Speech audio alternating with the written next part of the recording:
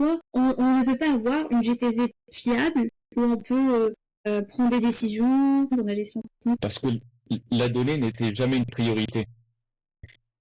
La donnée n'est pas la raison d'être de la GTB. Historiquement, on voulait automatiser des machines, qu'elles fonctionnent de façon autonome, et qu'on les supervise à distance. Maintenant, on se rend compte que le fait d'automatiser des machines, ça suffit pas. C'est ce que j'ai dit au début, en fait, donc, quand je travaillais dans le parc d'attractions, on avait une dizaine de machines qui fonctionnaient. Ben, on avait en fait donc, des machines automatisées, on avait les données. Par contre, il fallait prendre des décisions, il fallait arbitrer, il fallait peut-être améliorer le fonctionnement. Et quand la machine n'est pas faite pour produire de la donnée d'une bonne qualité, d'une certaine façon, on est vite perdu. Mais le problème, il vient de là. Et donc souvent, il vient des cahiers des charges.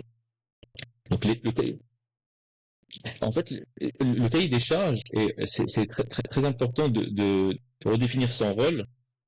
En fait, le cahier des charges est là pour traduire les besoins des clients en objectifs. Et qui dit objectif, on peut en fait donc utiliser en fait donc le concept de objectif SMART, quelque chose de spécifique, mesurable, atteignable, réaliste, temporel. Donc le cahier des charges doit contenir des objectifs. Et après, on prend ce cahier des charges qui est fonctionnel et on va le traduire en quelque chose de contractuel qui est le CTP, le cahier des clauses techniques particulières. Après, les entreprises viennent répondre à ces CCTP pour réaliser les travaux.